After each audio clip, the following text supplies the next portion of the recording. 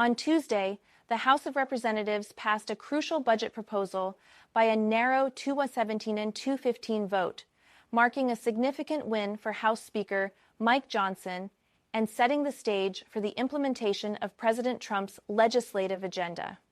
The proposal aims to advance Trump's key priorities, including tax cuts, defense spending, border security, and raising the debt ceiling.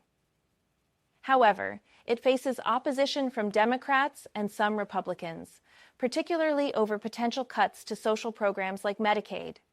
Before the vote, Johnson worked behind the scenes, including contacting President Trump, to persuade holdout Republicans to support the resolution. Speaker Johnson's efforts were successful, as several Republicans who had previously opposed the resolution, including Representatives Warren Davidson, Victoria Spartz, and Tim Burchett, ultimately agreed to support it.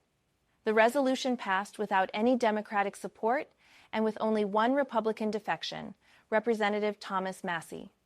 The proposal includes $4.5 trillion in tax cuts, $1.5 trillion in spending cuts, and a $4 trillion increase in the debt ceiling.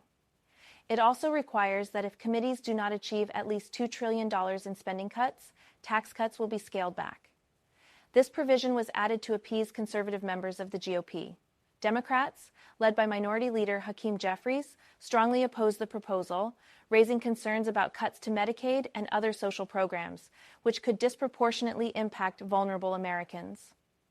Despite concerns about Medicaid cuts, GOP leadership argued that the vote was just the first step in the budget reconciliation process, and emphasized that it only served to allow committees to begin drafting legislation. Speaker Johnson acknowledged the potential for cuts to Medicaid, particularly targeting fraud and waste, but reassured some Republicans that cuts would not be made indiscriminately.